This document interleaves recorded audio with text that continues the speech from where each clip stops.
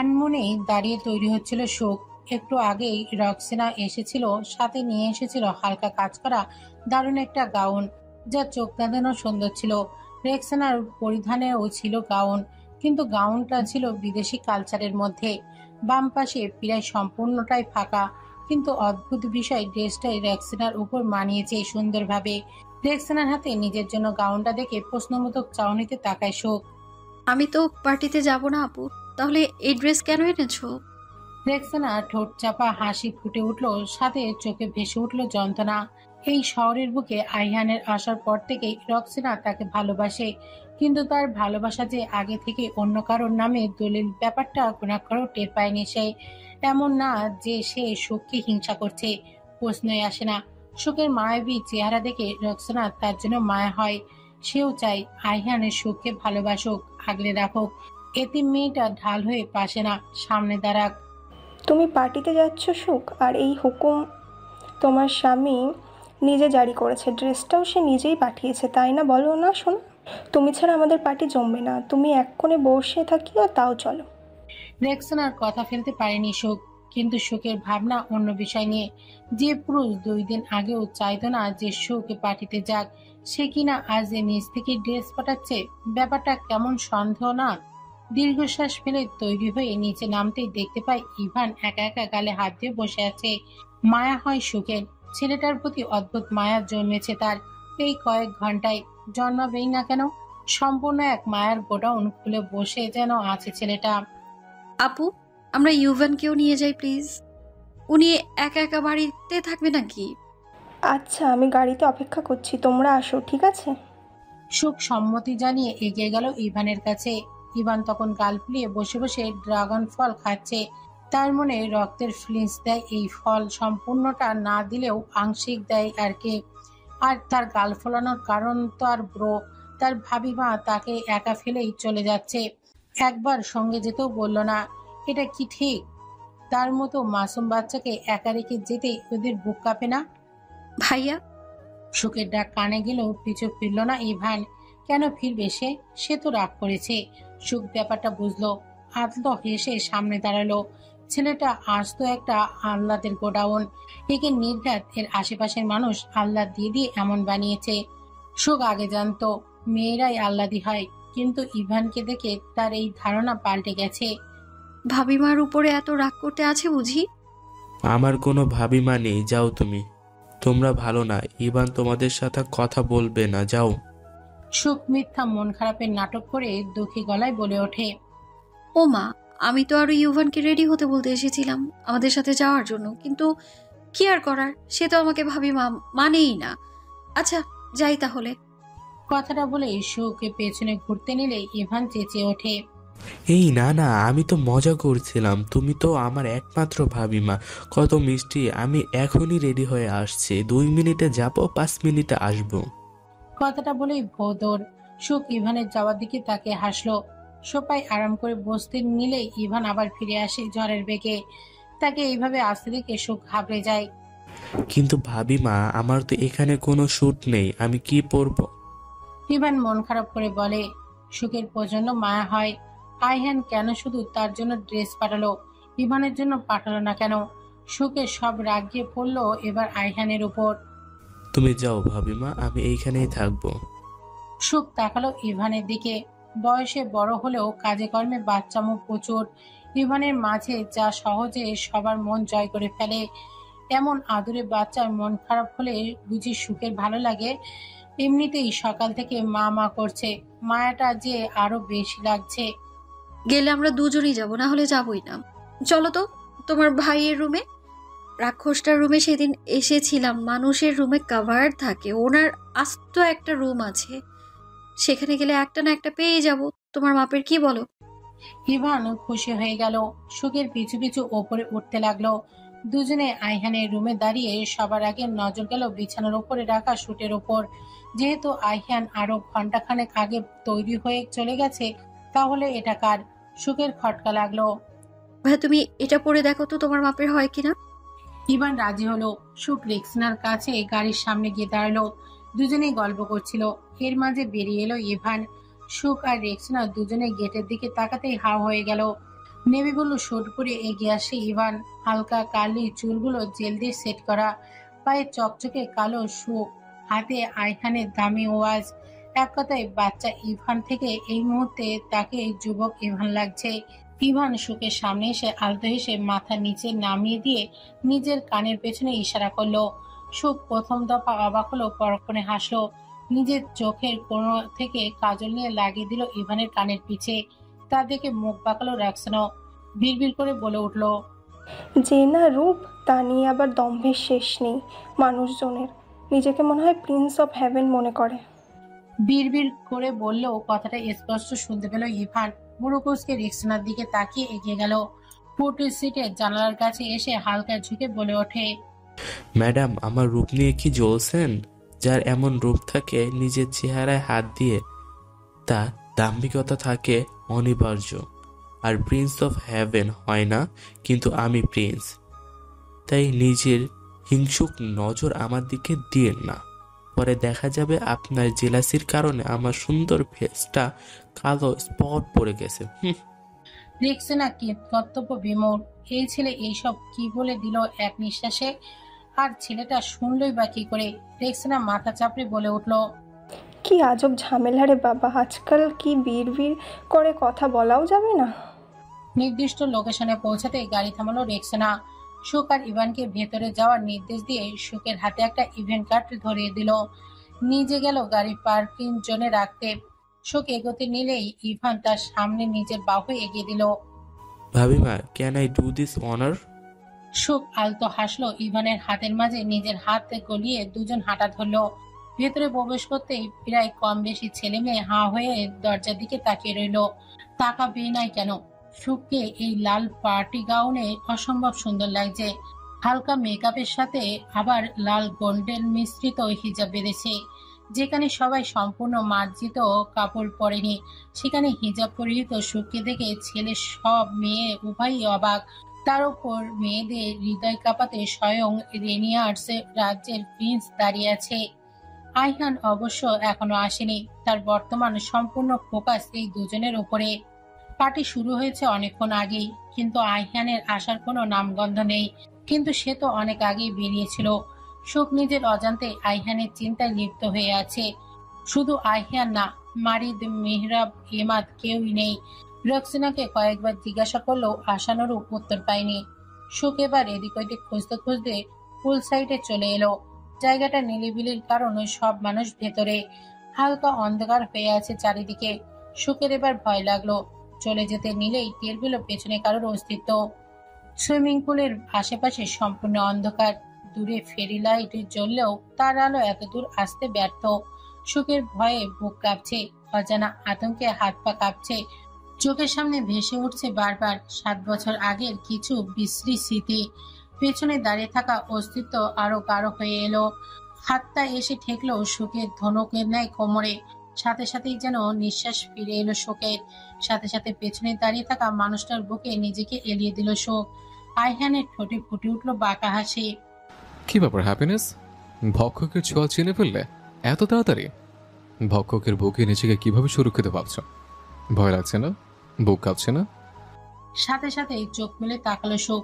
আসলেই তো, সে কিভাবে এই লোকটাকে নিজের জন্য সুরক্ষিত ভেবে নিল। সেও তো ওই লোকটারই সন্তান। তার শরীরেও তো মির্জাবাড়ির রক্ত বইছে। হঠাৎ করে তার ভিতর থেকে আওয়াজ এলো, এই লোকটাকেই তো 7 বছর আগে নিজের ঢালের জন্য ব্যবহার করেছিলি তুই। তাহলে আজ এই লোকটাকে কেন ভক্ষক মনে হচ্ছে তোর? 7টা বছর তুই সুরক্ষিত ছিলি শুধুমাত্র এই লোকটার নাম তোর নামের সাথে জুড়ে ছিল তাই। আর আজও তুই সুরক্ষিত আছিস শুধু এই লোকটার জন্য। সুখ নিজের সাথে দ্বন্দ্ব করে হেরে গেল। স্বার্থপর সে। এত বড় সত্যি সে নিজের বুকের মধ্যে লুকিয়ে রেখেছে শুধুমাত্র নিজেকে সুরক্ষিত রাখতে। সুখের দীর্ঘশ্বাস ফেলে সরে গেল আইহানের থেকে। আইহান হালকা আসলো। হাতের শক্তি প্রয়োগ করে আবারও সুখকে ঘুরিয়ে নিজের বুকে নিয়ে এলো। সুখের কানে স্পর্শ আসে আইহানের হৃদের ধূপকানি শব্দ, যা স্বাভাবিকের তুলনায় খুব বেশি। সুখ নিজের কান আরেকটু দাবিয়ে দিল, যেন ধূপকুকের শব্দ সে কিছু একটা খোঁজার চেষ্টা করে চলেছে। কিন্তু কি? আপনি কোন পারফিউম ইউজ করেন? আইয়ান ঠোঁট চেপে হাসে। পছন্দ হয়েছে নাকি? সুখ কিছু বলল না। গভীর একটা নিঃশ্বাস নিয়ে ধীর গলায় বলে উঠল, ছাড়ুন, অস্বস্তি হচ্ছে আমার। আইহান নিজের হাতের বাঁধন আরো দৃঢ় করলো, মাথা ঝুঁকিয়ে ঠোঁট ঠেকালো সুখের কানে, সাথে সাথে সুখের সর্বাঙ্গে শিহরণ বয়ে গেল। হোক না একটা অস্বস্তি, আমার জন্য না হয় এটা যুদ্ধ করলে নিজের সাথে, আমর হয়ে নিজেকে শাসিয়ে নিলে, ক্ষতি কেতে হ্যাপিনেস। এই রুক্ষ বুকটায় না হয় এক পশলা বৃষ্টি ভিজালে, অন্ধকারে ডুবে থেকে মানুষটা না হয় তোমার হাত ধরে আলোর দেখা পেল, ক্ষতি কেতে হ্যাপিনেস। সুখ কেঁপে উঠল। এ কেমন অনুভূতি, কেমন দ্বন্দ্ব, যেখানে জিতে যাওয়ার কোনো আশা নেই, উপায় নেই, এভাবে চললে যে তার পরাজয় নিশ্চিত। কিন্তু সে যে প্রতিজ্ঞাবদ্ধ, সে কি পারবে তার হিমভাইকে দেয়া প্রতিজ্ঞা রাখতে?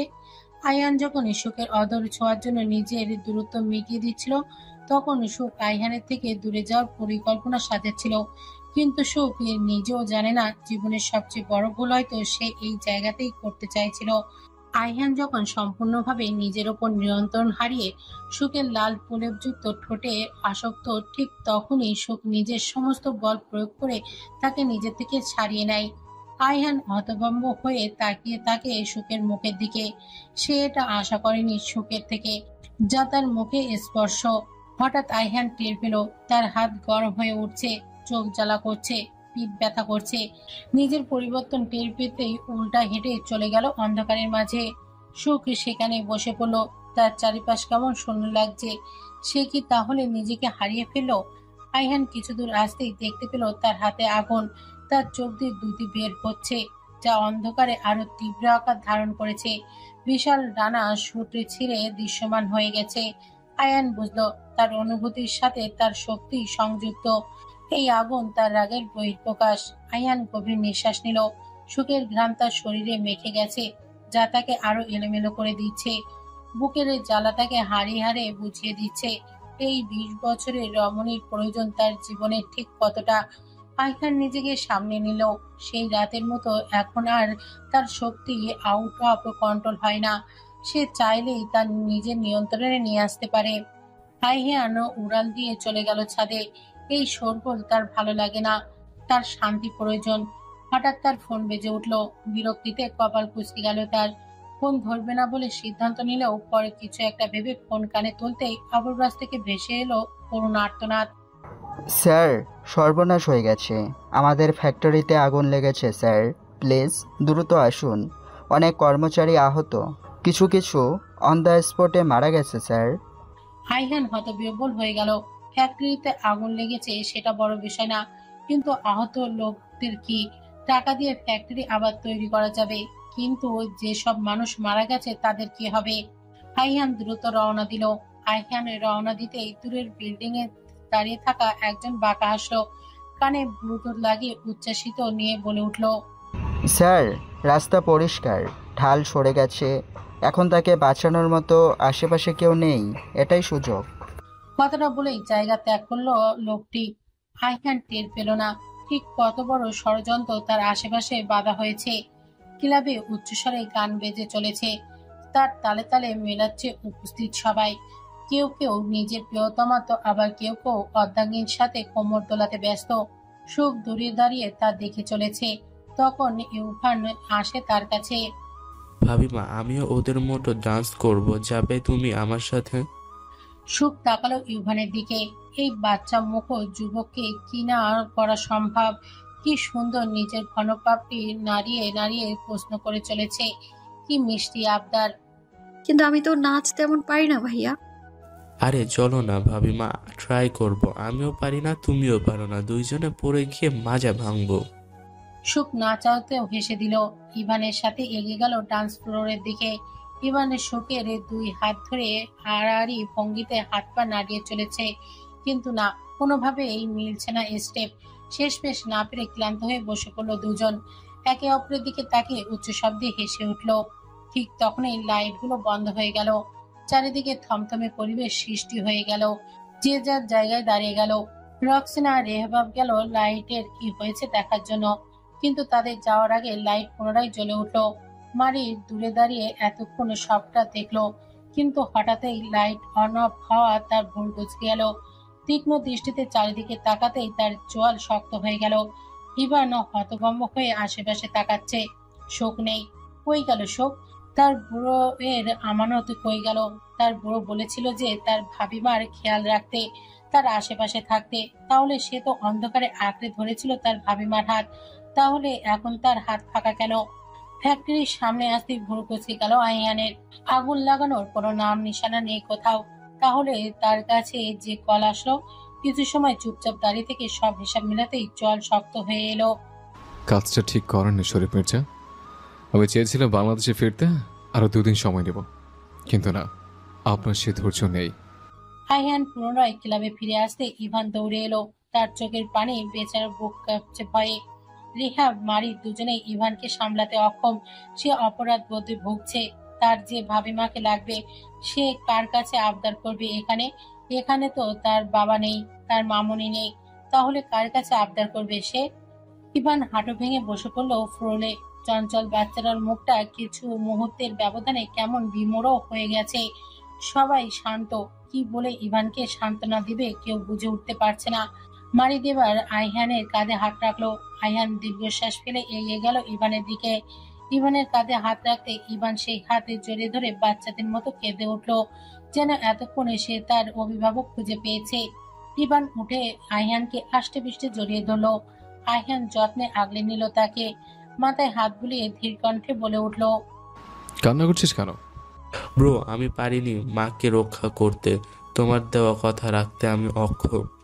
তোর মনে হয় তোর ব্রো থাকতে তোর ভাবিমার কোনো ক্ষতি হবে? দরকার হলে এই যৌবনের বুকে আগুন চালিয়ে দেব, তবু আমার হ্যাপিনেসের চুল অবধি কাউকে স্পর্শ করতে দেব না। ইভান আইহানের কঠিন স্বর শুনে শান্ত হলো।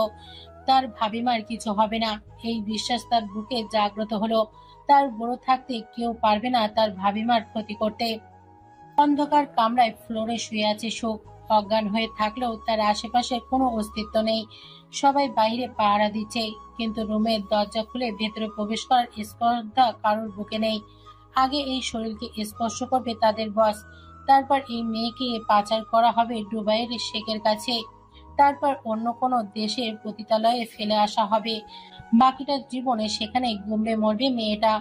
এমনটাই পরিকল্পনা শরীফ মির্জার, কিন্তু তার পথে সবচেয়ে বড় কাটা তার নিজের ছেলে। ব্যাপারটা যেন বেমালুম ভুলতে বসেছে শরীফ মির্জা।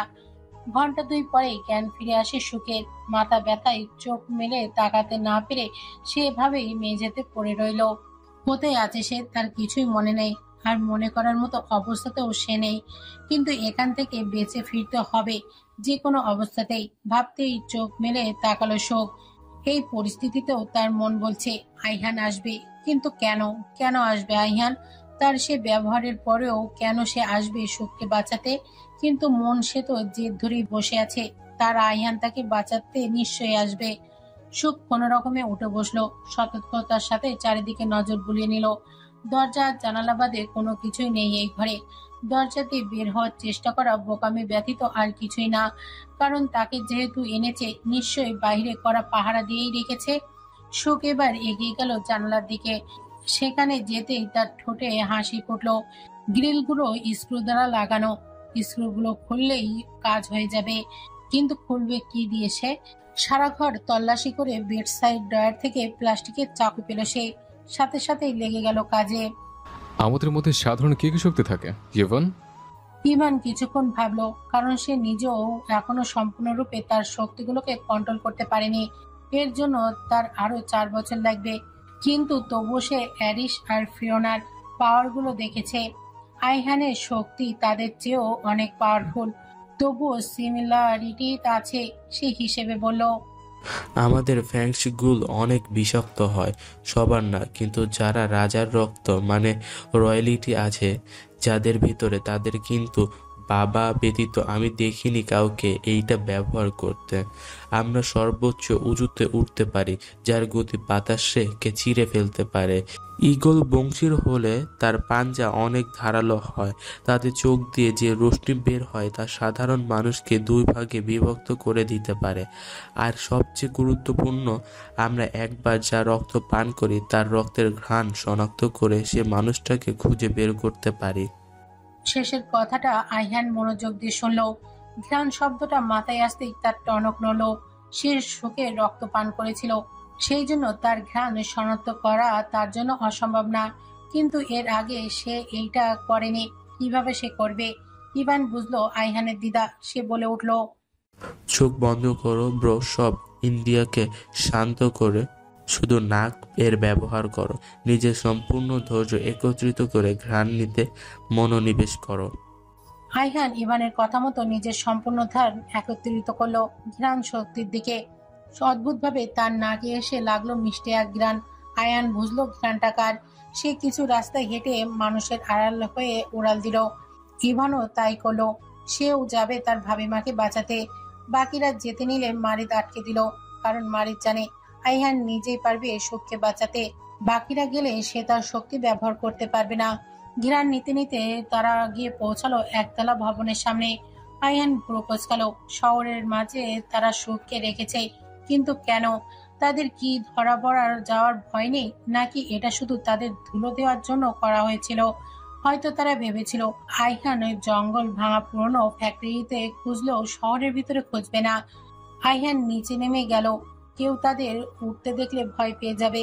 ভয় পাওয়াটাও তো স্বাভাবিক। তাদের ডানা বিশাল আকৃতি, যেমন চোপার নামলে চারিদিকে তুফান উঠে যায়, তাদের ডানা ঝাপটালেও তার থেকে দ্বিগুণ কাণ্ড হয় সেখানে। এরা তো দুজন। আইহান দ্রুত পায়ে এগিয়ে গেল বাড়িটার দিকে। রাগে তার শিরা দাঁড়িয়ে গেছে, যা স্পষ্টভাবে বোঝা যাচ্ছে। নীল বর্ণের শিরা উপশিরাগুলো ভয়ঙ্কর লাগছে।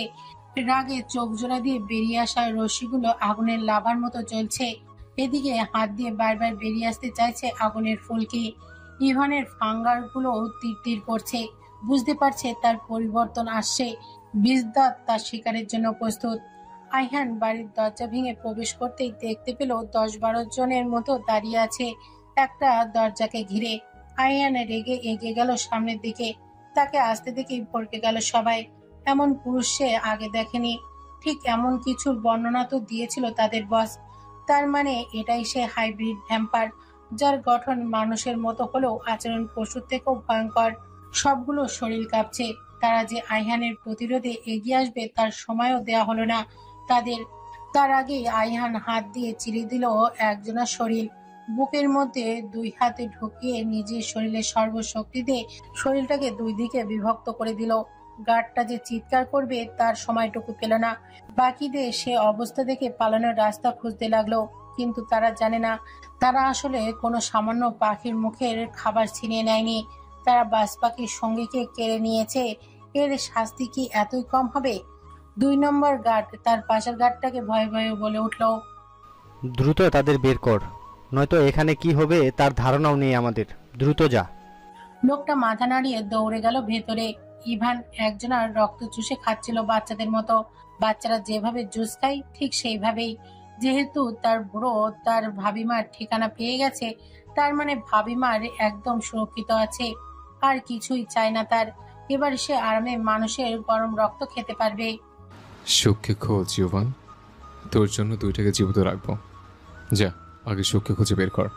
সেলুট দেওয়া ভঙ্গিতে ইভান মাথা হেলিয়ে চলে গেল। আইহান বাকিদেরও একই অবস্থা করলো। কারো শরীরের সব অঙ্গ ছিন্ন করে দিল, তো কারো শরীরে 2 ভাগে বিভক্ত করে দিল। তাজা রক্তে তার শরীর মেখে গেল। এমন সময় তার কানে এলো চিতা, শিয়াল আর কুকুরের ডাক। ক্ষিপ্ত প্রাণীগুলো তার দিকে চেয়ে আছে। আইহান বাঁকা হাসলো, বিড়বিড় করে উঠল, আপনাকে বুদ্ধিমান ভেবেছিলাম শরীফ মির্জা, কিন্তু আপনি তো বোকাতির স্বর্গে বাস করেন। চারিদিকে নিস্তব্ধতা। দেয়ালে হেলান দিয়ে বসে আছে আইহান। চিতাটা তার পাশে হাঁটু ঘেরে বসে আছে। আইহান আদর দিচ্ছে। কুকুর আর শিয়াল তার সামনে পাশাপাশি বসে আছে, জিভ বের করে। এদিকে আইহানের শরীর সম্পূর্ণ রক্তে ভিজে গেছে। রক্ত আর লাশের ঘ্রাণে চারিদিকে দুর্গন্ধ ছড়িয়ে পড়েছে। এদিকে দূরে বসে আছে 2 জন গার্ড। আইহান তার কথা রেখেছে, 2 জনকে বাঁচিয়ে রেখেছে, কিন্তু তাদের অবস্থা শোচনীয় হবেই বা কেন? এত মরাদেহ, এর মাঝে রক্ত স্নান করে বসে আছে এক মানব। ভয়ে যে কোনো সাধারণ মানুষের রক্ত হিম হয়ে আসবে। একটু পরেই ইভান ভেতরের ঘর থেকে বের করে নিয়ে এলো সুখকে। ইভানের পৌঁছতে আর কয়েক সেকেন্ড বেশি দেরি হলেই সুখ লাফ দিয়ে চলে যেত। সুখ বাইরে এসে চিৎকার দিয়ে ওঠে। ভয়ে ইভানের শার্ট খামচে ধরে 2 পাশ দিয়ে। আইহানের এই রূপ তার কলিজা কাঁপিয়ে তুলেছে। একটা লোক এতটা ভয়ঙ্কর কিভাবে হতে পারে? আইহান ক্লান্ত চোখে তাকালো শোকের দিকে, সাথে সাথে তার ঠোঁটে ফুটে উঠলো বাঁকা হাসি। সুখ এত সবের পরেও আইহানের এমন ভঙ্গিতে বশীভূত হয়ে গেল। সে আপন মনে এগিয়ে গেল আইহানের দিকে।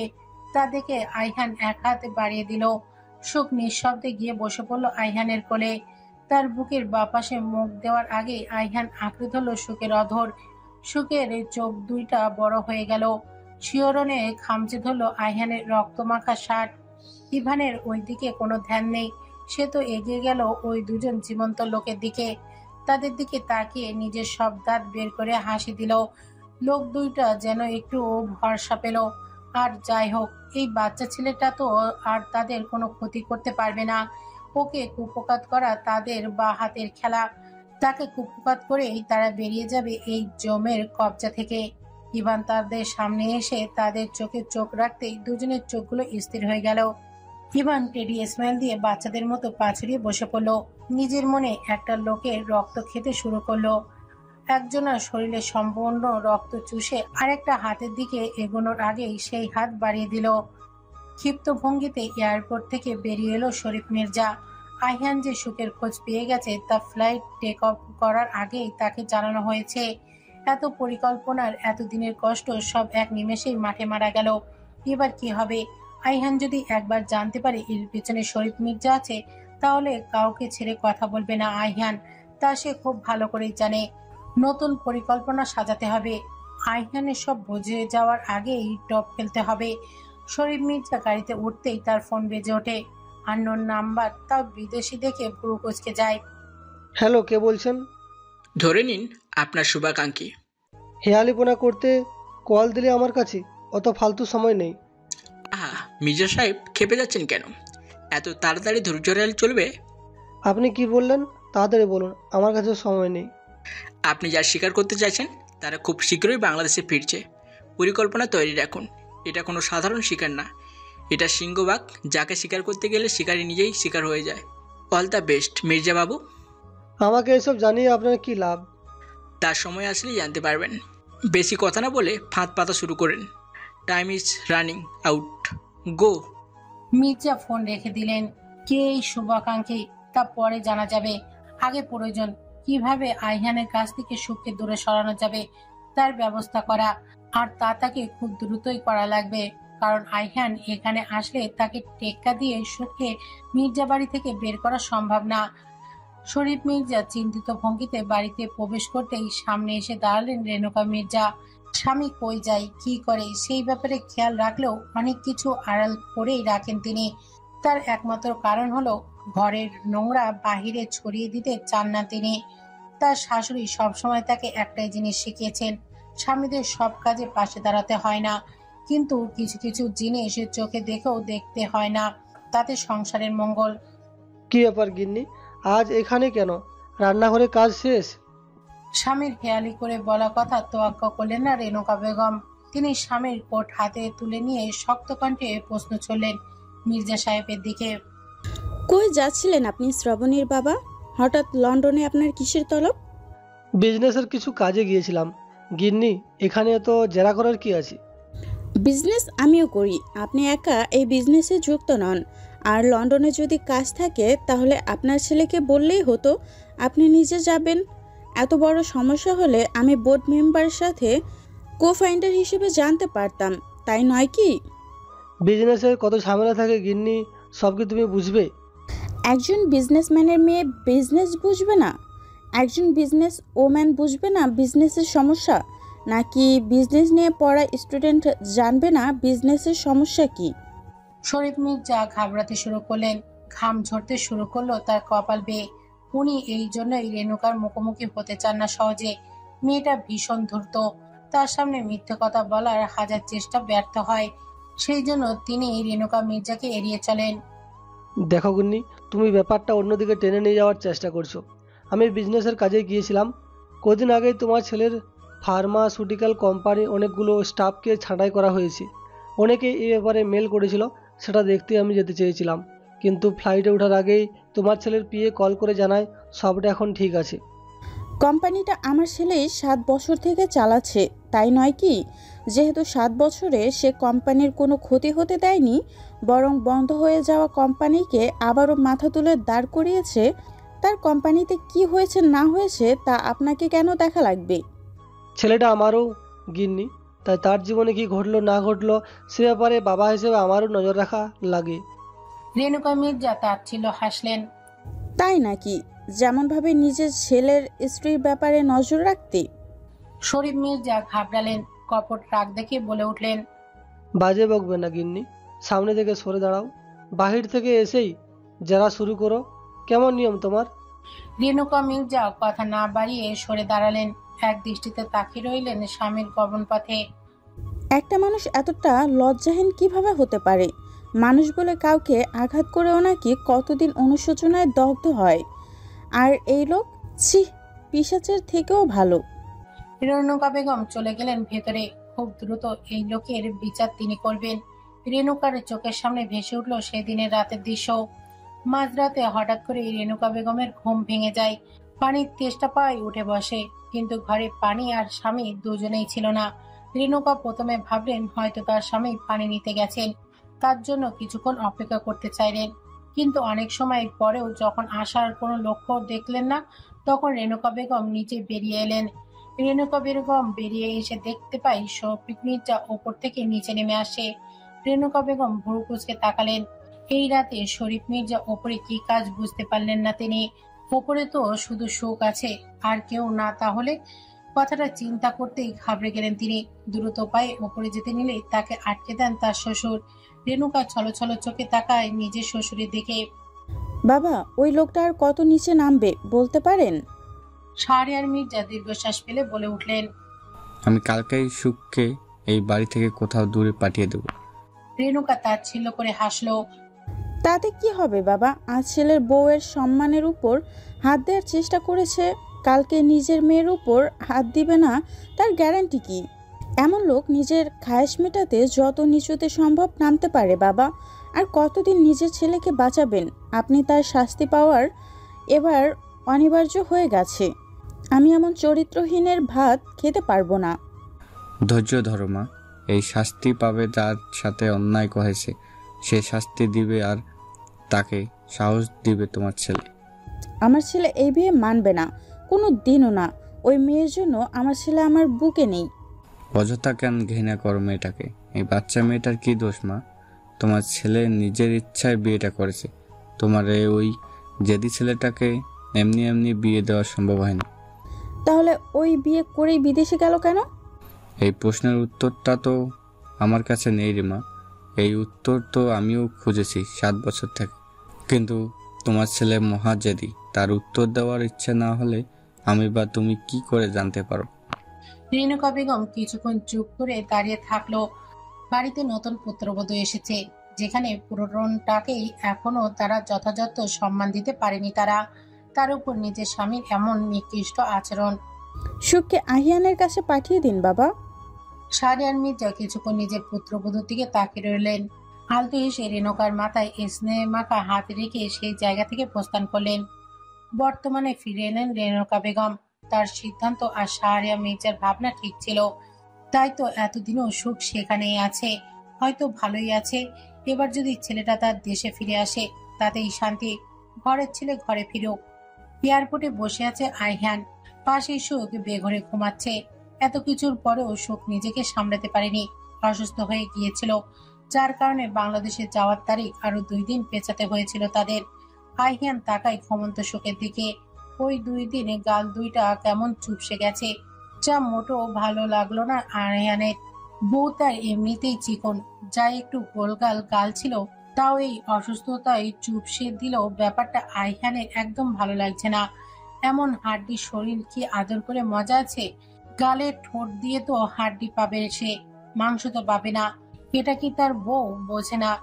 আইহানের এবার দৃষ্টি গেল চোখের কাঁপতে থাকা ঠোঁটের দিকে। নির্ঘাত ঠান্ডা লাগছে তার। জ্বর কি আবার আঁকড়ে ধরলো তাকে? এটা তো স্বাভাবিক না, চেক করা হয়নি এখনো। 2 ঘন্টা লাগবে, তার মাঝেই জ্বর কমাতে হবে। কিন্তু এত কিছুর মাঝেও আইহানের মন চাইছে ওই কাপা থাকা অদর ছুঁয়ে দিতে। বেসামাল আইহানের শোকের ঠোঁটের দিকে এগিয়ে যেতে নিলেই সেখানে আজিরায় ইভান, হাতে তার 2টা কোন আইসক্রিম, যা খুব প্রফুল্ল চিত্তে গ্রহণ করছে সে। এর আগে অলরেডি 4টা খাওয়া শেষ তার, কিন্তু তবুও তার মন ভরছে না। ব্রো, ইটস ইয়াম্মি, আমি আরো খাবো। অলরেডি 6টা খাচ্ছিস, তোর কয়টা লাগবে? মন ভরছে না ব্রো, এটা এত মিষ্টি, আমি তো জানতামই না। ভাগ্য ভালো কালকে ভাবিমা আমাকে এটা খাওয়া শিখিয়েছিল। কথাটা বলেই ইভান জিভে কামড় দিল। ভাবিমা তাকে বারবার বারণ করেছিল কথাটা যেন কোনোভাবে আইহানের কানে না যায়, কিন্তু ইভান কথাটা অলরেডি আইহানের কানে দিয়ে দিয়েছে। এবার কি হবে? আইহান চোখ বড় বড় করে তাকালো ঘুমন্ত শোকের দিকে। সকাল থেকে এই জন্য আবারও শোকের গলা বসা ছিল। আইহান ইভানের কান টেনে ধরল। তাহলে কাল রাতে বাড়িতে আকাম করছিলি কেন দুজনে? আমি বলেছিলাম না তোর ভাবিমার খেয়াল রাখতে? আসলে ব্রো আমি জানতাম না, হিহি। এই যে এটা খেলে অসুখ হয়, ভাবিমা বলল খুব মজার জিনিস, আর আমিও খেয়ে মজা পেলাম, তাই সব সাবার করে দিয়েছিলাম। শুনে ভুরু কোচকালো আইহান। সব বলতে কত খেয়েছিস তোরা? বেশি না, 4টা বাটি ছিল আর কয়টা কোন রাখা ছিল, শুধু ওইটুকুই খেয়েছি। আইহান কপাল চাপড়ালো। এই 2টা তাহলে কালকে এইসব করেছে। ইভান যেটাকে ছোট বাটি বলছে ওগুলো 1 লিটারের। আইহানের শোকের কপালে হাত দিল। জ্বর স্বাভাবিক মাত্রা ছাড়িয়েছে। আজকে যেতে পারবে না তারা ফ্লাইট দিয়ে। এই অবস্থায় কোনোভাবেই চেক ইন করতে পারবে না তারা।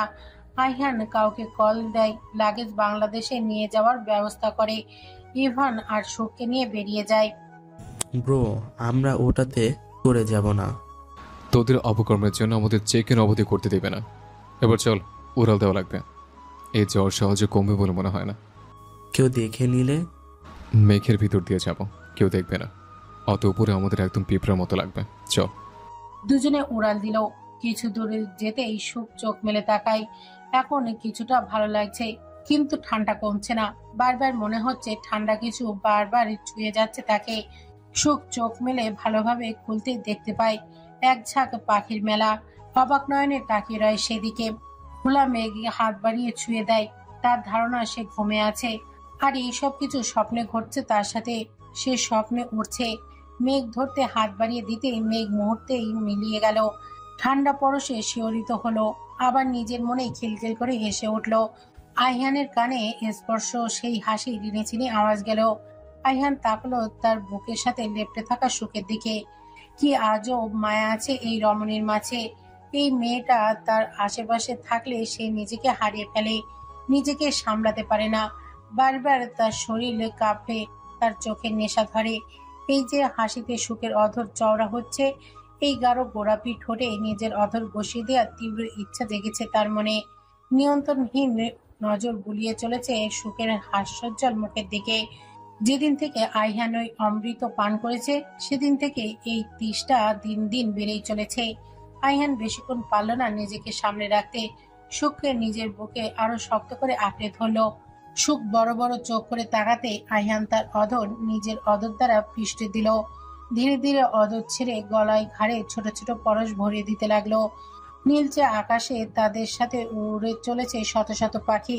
তারাও বুঝি লজ্জা পেল, তাই তো দূরে সরে গেল তাদের থেকে। সুখ আর তার বেসামাল আইহানকে এই খোলা আকাশের নিচে তাদের ব্যক্তিগত কিছু সময় উপহার দিল। বাংলাদেশের সীমানাতে আস্তে আস্তে রাত নেমে এলো ধরণীর বুকে।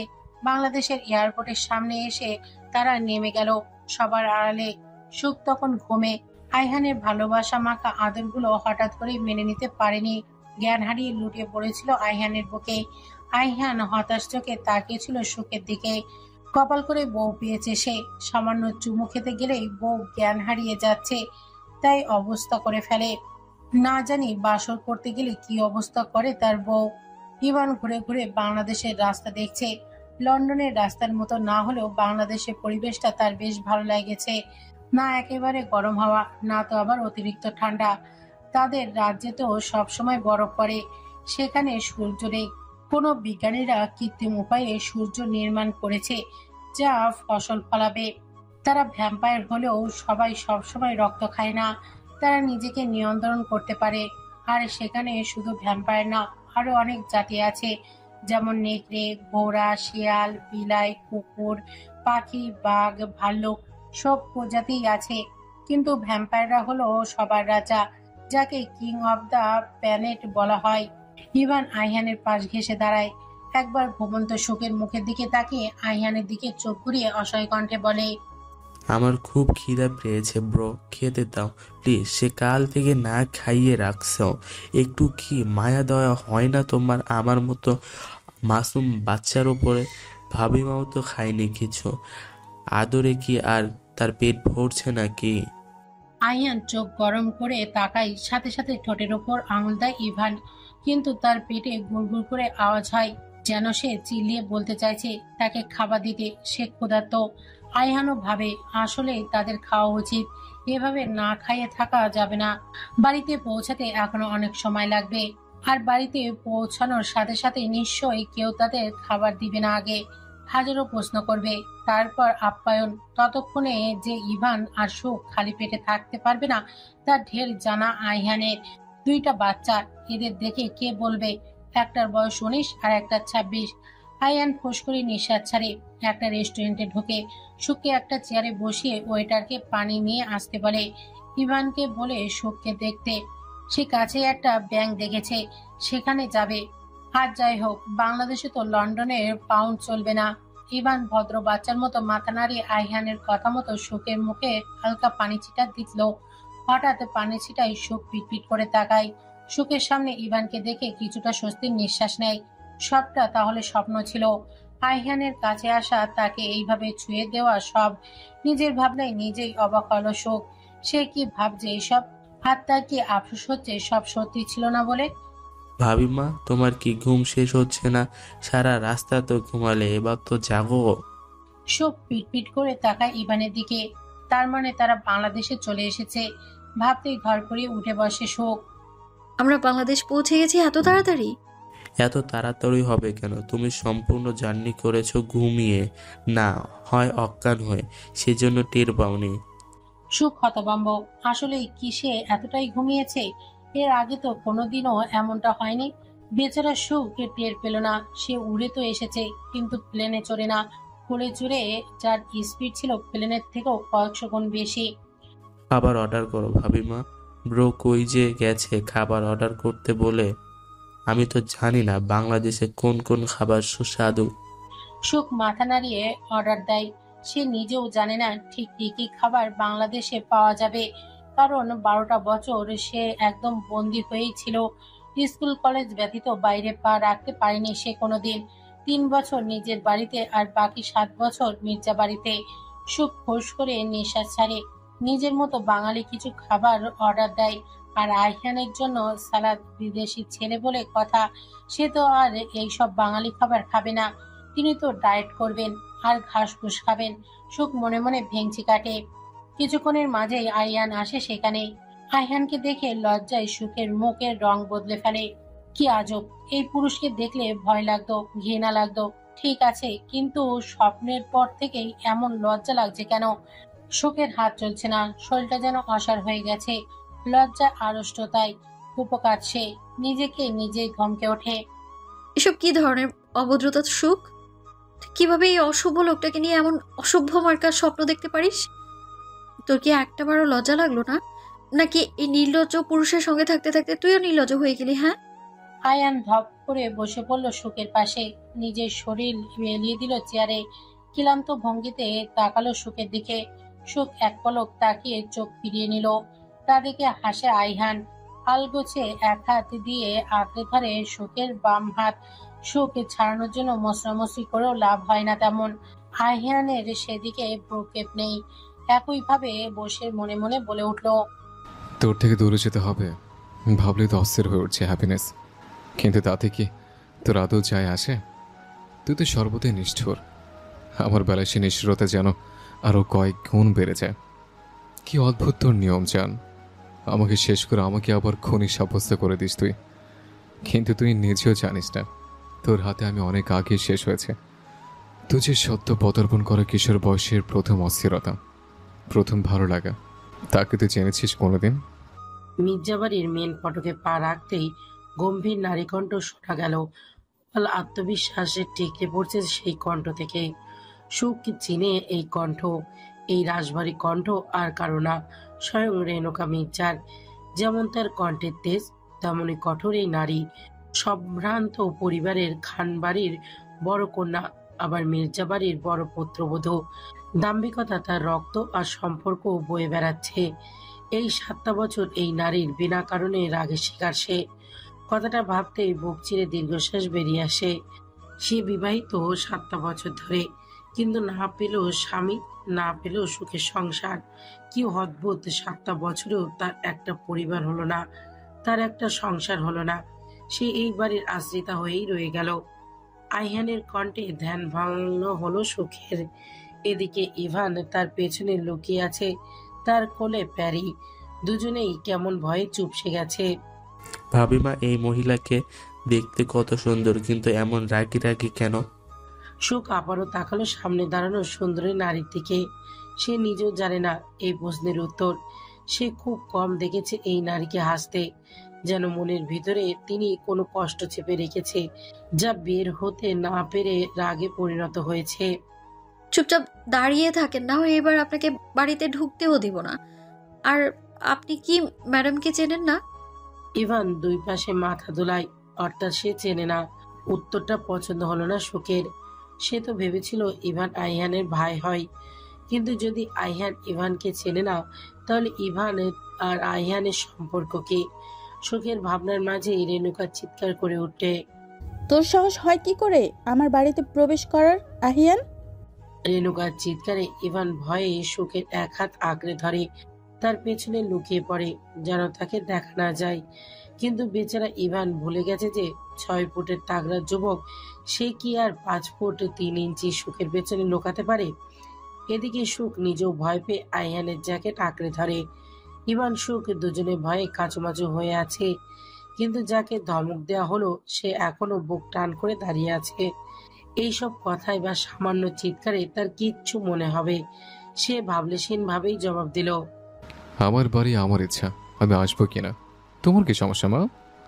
বাড়িটা নিশ্চয়ই তুমি বানাওনি আহিয়ান। তুমি বানিয়েছো নাকি? বহু বছর আগে দাদা যান এই বাড়ি আমার নামে লিখে দিয়েছে, আমার 18তম জন্মদিনে। ভুলে যাও না নিশ্চয়? রেণুকা জানেন তার এই বেয়ারা ছেলেকে হাজার ধমক চিল্লালেও লাভ নেই, উল্টা দেখা যাবে তেরামি করে নিজে বেরিয়ে যাচ্ছে। তিনি পৃথিবীর সবার সাথে লড়তে পারলেও নিজের এই রাড়ি ছেঁড়া ধনের কাছে অসহায় হবেনই বা না কেন? তার এই ছেলেটা যে তাকে মা হওয়ার সুখ দিয়ে খুব বেশি দেরি করেছিল। রেণুকাকে জানানো হয়েছিল সে একটা মৃত সন্তানকে জন্ম দিয়েছিল। ডাক্তারের এই ঘোষণার পরে ভেঙে পড়েছিলেন তিনি, কিন্তু অদ্ভুতভাবে দাফন করার কয়েক মিনিট পূর্বেই সেই উচ্চস্বরে কেঁদে ওঠে, নিজের অস্তিত্বকে জানান দেয়। পুরাতন কথার স্মৃতিচারণ হতেই দীর্ঘশ্বাস ফেলেন রেণুকা বেগম। নিজের কণ্ঠ এবার নরম করলেন তিনি। এত বছর পরে কেন ফিরে এলে আহি? কি কাজ পড়ে গেল তোমার হঠাৎ বাংলাদেশে? কিছু পাওনা শোধ করতে এসছে, যা বোনা হয় তার ফলও পাওয়া যায়। ব্যাপারটা সবাইকে মনে করাতে এসছে। মির্জা বাড়ি কি মানুষ আর পশুর মাঝের তফাৎ বোঝাতে এসছে। আর কোনো প্রশ্ন? রেণুকা বেগমের যা বোঝার বুঝে গেলেন। তার ছেলের হঠাৎ আগমনের কারণ ধরে ফেললেন। তিনি তার স্বামীকে ভালোবাসেন, এটা এক চিরন্তন সত্য। এত কিছুর পরেও শরীফ মির্জা ভালো হয়ে যাওয়ার আশা খুঁজতেন তিনি, কিন্তু আজ ছেলের আগমনে জানান দিয়েছে শরীফ মির্জার পাপের কলস পরিপূর্ণ। মিতু আপা, বরণডালা নিয়ে আসুন। রেণুকার হাঁক ছাড়তে দেরি, কিন্তু রান্নাঘর থেকে দ্রুত পায়ে বরণডালা নিয়ে আসতে দেরি করলেন না 50 বছরের মিতা আপা, এই বাড়িতে বিশ্বস্ত সেবিকা। আইহানকে আসতে দেখেই তিনি বরণডালা গোছানো শুরু করেছিলেন। তিনি জানতেন ম্যাডাম আগে এটা চাইবেন। রেণুকা বেগম আইহানের সামনে দাঁড়ালেন। আইহান সুখকে তার পেছন থেকে সামনে নিয়ে আসে।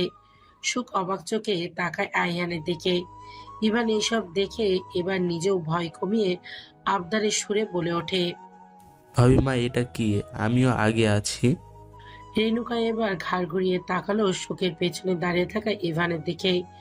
ইভান রেণুকার দৃষ্টিতে মাথা নিচু করলো, কিন্তু রেণুকা ইভানের ভয় জড়ানো বাচ্চা বাচ্চা মুখ দেখতে ব্যস্ত হয়ে রইল। কি মায়া এই মুখটাই! এই ফোলা ফোলা গাল জোড়া যদি রেণুকা আদর করে তাহলে কি তার গম্ভীরতা কমে যাবে? নিজের মনে আসা এমন অহেতুক প্রশ্নে নিজেই বোকা বনে গেলেন রেণুকা বেগম। তিনি ইভানকে কিছু বলার আগেই আইহান, সুখ আর ইভান মাঝখানে দাঁড়িয়ে দুজনকে নিজের দুই পাশে দাঁড় করিয়ে দিলেন। এক হাত দিয়ে সুখের হাত ধরে রেখেছে আর এক হাত দিয়ে ইভানের হুডি ধরে রেখেছে। ইভান তো সেই খুশি। এই বরণডালার ব্যাপারে তার কাছে খুব ইন্টারেস্টিং লাগছে। এত কিছু একটা থালায় রাখা, এইসব দিয়ে কি হবে? এটাই তার ইন্টারেস্ট বাড়ানোর মেন বিষয়। আইহান সিঁড়িতে ওপরে উঠতে উঠতে রেণুকার উদ্দেশ্যে বলে উঠলেন, দাদা জান আসলাম, রুমে পাঠিয়ে দিবা মা। কথাটা বলেই আইহান হনহনিয়ে চলে গেল। ইউভান এবার সুখের কানের কাছে বলে উঠল, আমি কই যাব ভাবি মা? ব্রো এর সাথে যাব নাকি তোমার সাথে? সুখ নিজেও জানে না, রেণুকাকে প্রশ্ন করার সাহস তার নেই। এদিকে এই যুবক এর আশেপাশে থাকলে তার নিজেকে মামা লাগে। এই ছেলেটার মন খারাপ ও এখন তার সহ্য হয় না। কি আজব, সামান্য মা ডাকেই এত কেন আবেগ? সুখ ফুস করে নিঃশ্বাস নেয়।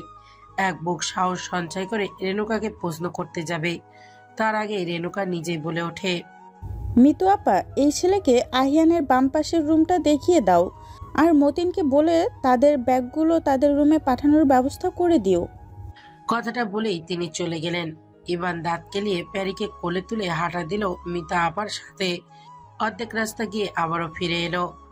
ভাবি মা, আমার না খুব খিদে পেয়েছে, কিছু খাবো। সুখ হাসে ইভানের বাচ্চামো দেখে। সে মাথা নাড়িয়ে ছোট্ট করে বলে ওঠে, আচ্ছা। ইভান খুশি হয়ে লাফাতে লাফাতে চলে গেল। সুখ দীর্ঘশ্বাস ফেলে নিজের লাগেজ নিয়ে চলে এলো তার জন্য বরাদ্দকৃত চিলেকোঠাতে। এটাই তার ভবিতব্য, এই রাজপ্রাসাদের পরিত্যক্ত চিলেকোঠা। কথাটা ভাবতেই হেসে দেয় সুখ। স্বপ্ন দেখার জন্যও যোগ্যতা থাকা লাগে রে সুখ। আর তুই তো নিজের যোগ্যতার অনেক বেশি উপরে ভাবনা ভেবে ফেলেছিলি। মনোরঞ্জন আর স্ত্রী ব্যাপারটা ভিন্ন। তুই এই মির্জাবাড়ির পুরুষের জন্য শুধুমাত্র মনোরঞ্জনের বস্তু।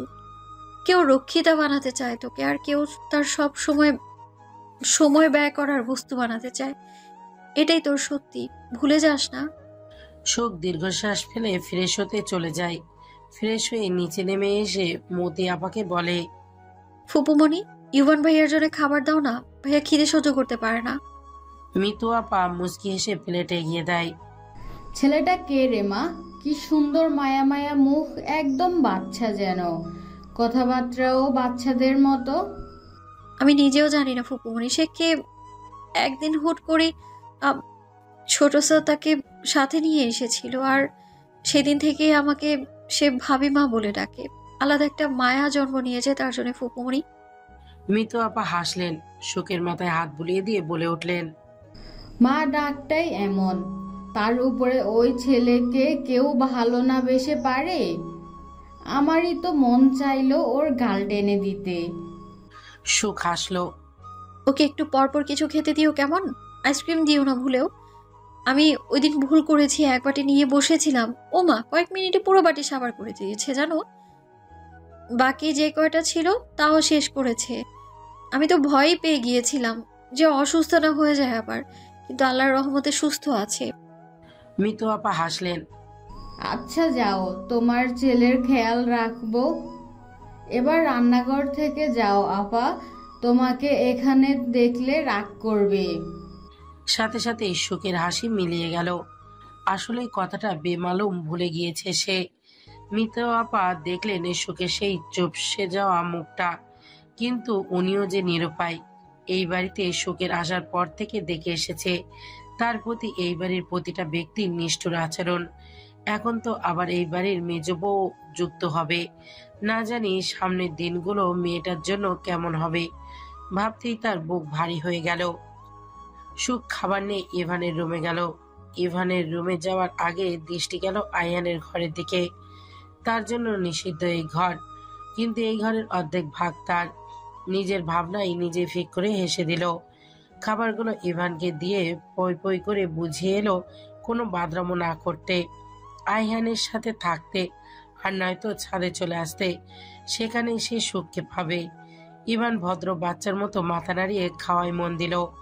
খিদা তারও পেয়েছে, কিন্তু তার জন্য এই বাড়িতে খাবারের নিয়ম বাঁধা। নিয়মের আগে বা পরে তাকে খাবার দেওয়া হয় না। ঠিক যেমন জেলখানাতে হয়, ঠিক তেমনটাই।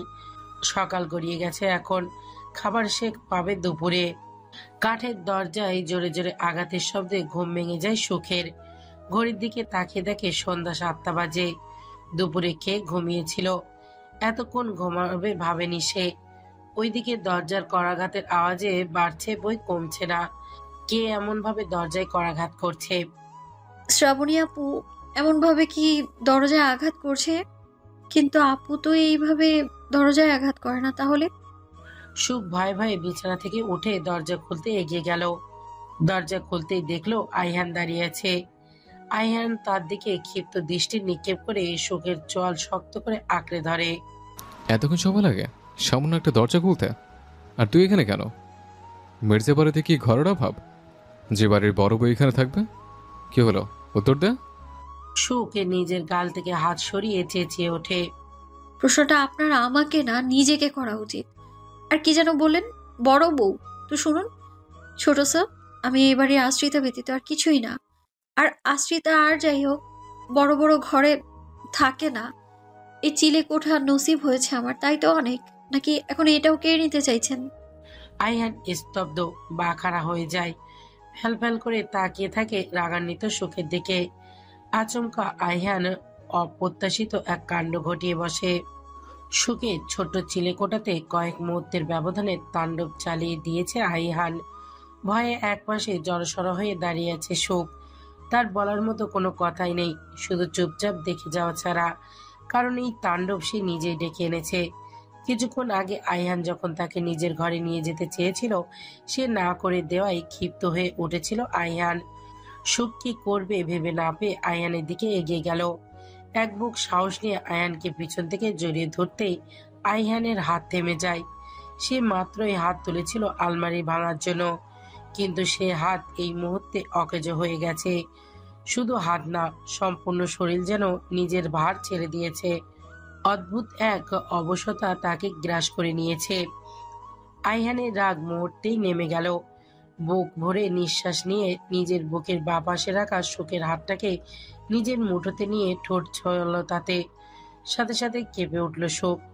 এই পুরুষের প্রতিটা ছোঁয়ায় তার গভীরতাকে কাঁপিয়ে তুলতে অদ্ভুতভাবে। কি জাদু জানে এই ছেলে।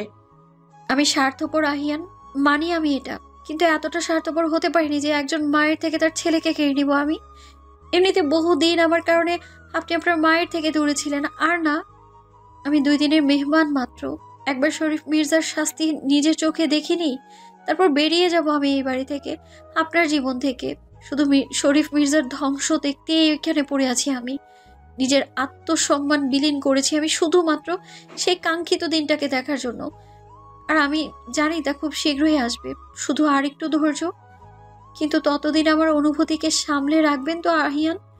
আপনার সামনে আসলেই তো এরা বেপরোয়া হয়ে ওঠে। এ কেমন অবাধ্যতা আমি জানি না, আর জানতেও চাই না, কারণ এই অনুভূতি ধ্বংস ছাড়া কিছুই আনবে না। সুখ আইহানকে ছেড়ে দূরে সরতে চাইলে আইহান তাকে একটানে নিজের বুকে নিয়ে আসে। সুখের মুখের উপরে আসা একগুচ্ছ চুল খুব সাবধানে কানের পিছে গুজে দেয়। শিহরিত হয়ে সুখ তবুও কিছু বলে না। চোখ জোড়া বন্ধ করে আনমনি উপভোগ করতে থাকে আইহানের ছোঁয়া। আইহান ঠোঁট কামড়ে হাসে। সুখের কানের কাছে এগিয়ে এসে ফিস ফিস করে বলে ওঠে, আমাকে শান্ত করার উপায় বের করে খুব বড় ভুল করে ফেলেছে সুইট ব্লাড। এই ভুলের মাসুল গুনতে হবে তোমাকে। আমার ছোঁয়ার বদভ্যাসে তোমাকে চড়াতে চায় না, কিন্তু তুমি আমাকে বাধ্য করো।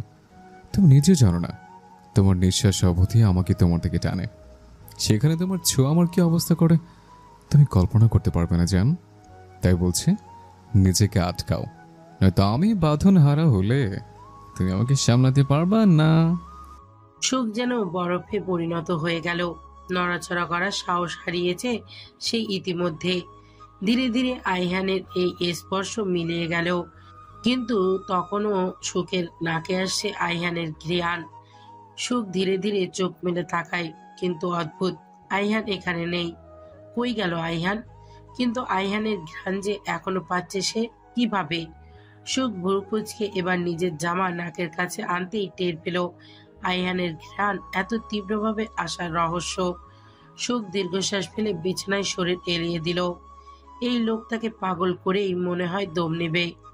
আজকাল সুখ বুঝে উঠতে পারে না এই অবাধ্য লোকটাকে। হ্যালো রেবার। আইহানের কণ্ঠ পেতেই ধরপড়িয়ে উঠে বসে রেহবাব। লন্ডনে থাকতে যেখানে একবারও কল দেয়নি এই বান্দা, সেখানে বাংলাদেশে যাওয়ার 24 ঘন্টা না যেতেই বন্ধুর কল পেয়ে কেমন রিয়াকশন দেওয়া উচিত রেহবাব বুঝতে পারল না। কারণ আইহান তো আর সাধারণভাবে আলাপ করার মানুষ না যে তাকে জিজ্ঞেস করবে কেমন আছে, কি খবর। কথাগুলো ভেবেই ফুস করে নিঃশ্বাস ফেলে রেহবাব। আমতা আমতা করে বলে ওঠে, দোস্ত, এত রাতে কোনো সমস্যা নাকি? সুখ ঠিক আছে তো? সুখের প্রসঙ্গ উঠতেই ভুরু কোঁচকায় আইহান। আমার বউ ঠিক আছে কিনা তোর জানা লাগবে কেন? আর সে যদি ঠিক না থাকে তোর কি মনে হয় আমি তোকে কল দিব? রেহবাব থতমত খেয়ে গেল। সে তো কথার কথা জিজ্ঞাসা করেছিল, কিন্তু আইহান যে এইভাবে রিয়াক্ট করবে তা তো জানার বিষয়। না ভাই, আমার ভুল হয়েছে, আমাকে ক্ষমা করে দে। এবার কেন কল করেছিস তা জানিয়েই এই অধমকে ধন্য কর। কালকের মধ্যে বাংলাদেশে আসবি তোর টিমকে নিয়ে, সাথে এই ধারণা নিয়ে আসবি সম্পূর্ণ এক প্যালেস বানাতে তোর ঠিক কি কি প্রয়োজন হবে, কতজন মানুষ প্রয়োজন হবে, আর সে প্যালেস বানানোর জন্য তোর কাছে সময় থাকবে মাত্র 20 দিন। আহিয়ান, তুই পাগল হয়েছিস? নর্মাল একটা বাড়ি বানাতেও তো নিম্নে 4 মাসের বেশি সময় লাগে। কাজের কথা বাদ দিলাম, কিন্তু বাড়ির সিমেন্ট শুকাতেও তো টাইম প্রয়োজন। এইটা কেমন বাচ্চা মতোর? আর তোর না বাংলাদেশে আলিশান বাড়ি আছে, তাহলে আবারই প্যালেস কেন? এত প্রশ্নের উত্তর আমি দিতে পারবো না। প্রয়োজনে 1000 জন কর্মচারী লাগবে, কিন্তু আমি 1 মাসে প্যালেসটাই। Got it? কথাটা বলে আইহান কল কেটে দেয়। ওদিকে ফোনের অপর পাশে তবদা খেয়ে বসে আছে রেহবাব। এই ছেলেকে বোঝা তার পক্ষে সম্ভব না। 1 মাসের প্যালেস বানানো কারোর জন্য সহজ ব্যাপার না, এটা অসম্ভব। কিন্তু কথাটা এই পাগল ছেলে কি আদৌ বুঝবে? শ্রাবণীর কোলে মাথা রেখে শুয়ে আছে সুখ। উদাসীনতা তাকে গ্রাস করেছে বাজেভাবে। আইহানের এইভাবে চলে যাওয়াটা সে নিতে পারছে না, কিন্তু কেন? এই কেন মানেটাই খুঁজে পাচ্ছে না সে। তাহলে কি সে চাইতো আইহান তার কাছে থেকে যাক? কিন্তু এটা যে সম্ভব না। এত ছোট ব্যাপারটা কি সুখ মেনে নিতে পারছে না। আহিকে কিভাবে বাড়িতে ফিরিয়ে আনলি সুখ? মায়ের খুশি ধরছে না যেন। বিকেল থেকেই রান্নাঘরে মা। ছেলের জন্য কত ধরনের পদ যে রান্না হয়েছে। তুই কিভাবে কোল দিয়ে এই জাদু এই কয় মাসে? আমি নিজেও জানি না আপু হঠাৎ করে কিভাবে ছোট স্যার বাংলাদেশে আসার জন্য রাজি হলেন। আমি তো তাকে বলিও নি, আমাদের মধ্যে সেভাবে কথা হতো না। এখনো স্যার ডাকবি ভাইয়াকে? ম্যাডাম স্যারের ছেলে তো স্যারই হয় আপু, তাই নয় কি? তুই আহি স্ত্রী সুখ, এই বাড়ির বড় পুত্রবধূ। নিজের অধিকার কবে বুঝতে শিখবে সুখ? সুখ শ্রাবণীর কোল থেকে ওঠে, আকাশের দিকে তাকিয়ে মিনমিন করে বলে ওঠে, যেদিন তোমার ভাই সবার সামনে আমার স্বীকৃতি দেবে ঠিক সেই দিন আমি আমার অধিকার বুঝে নেব। যেদিন শরীরের টানে না মনের টানে সে আমার সামনে উপস্থিত হবে সেদিন আমি আমার অধিকার বুঝে নেব, কিন্তু তার আগে নয়। আমি কারো খায়েশের বস্তু হতে চাই না আপু। শ্রাবণী অবাক হয়ে চেয়ে রইল সুখের গোলগাল মুখে দেখে। আদৌ কোনোদিন সে সময় আসবে, নাকি তার আগেই কোনো ঝড় এসে তাণ্ডব চালিয়ে যাবে সুখ আর আইহানের জীবনে? প্রশ্নটা ভাবিয়ে তুলল শ্রাবণীকে। দাবা সাজিয়ে বসে আছে শাহরিয়ার মির্জা। আজ অনেকদিন পরে নিজের আলমারির কোণা থেকে বের করেছে তিনি এই দাবাটি।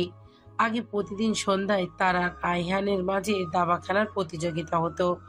ছোটবেলায় আইহানকে হারালেও কিশোর আইহানকে আর হারাতে পারত না সে। দাবার প্রতিটা কৌশল যেন আইহানের কাছে ভাত মাছের মতো হয়ে গিয়েছিল। আজ আবারও সে খেলার আয়োজন করেছেন তিনি। নাতির সাথে আবারও আমেজ তৈরি করবেন পুরাতন দিনের মতো। সেই সময়ে কিশোর এখন সে তাগড়া পুরুষে পরিণত হয়েছে। ঠিক তখনই দরজায় করাঘাতের শব্দ আসে শাহরিয়ার মির্জার কানে। সাথে সাথে সেদিকে তাকাতে গর্বে বুক ফুলে ওঠে শাহরিয়ার মির্জার। কি দারুণ তেজ ওই মুখে, ঠিক যেমনটা উনি কল্পনা করতেন। তার নাতি তাকে নিরাশ করেনি। দরজার কাছে বুক ফুলিয়ে দাঁড়িয়ে থাকা সুঠাম ব্যক্তিটা তার নাতি, তার সম্মান, তার মান আইহান আবরার মির্জা।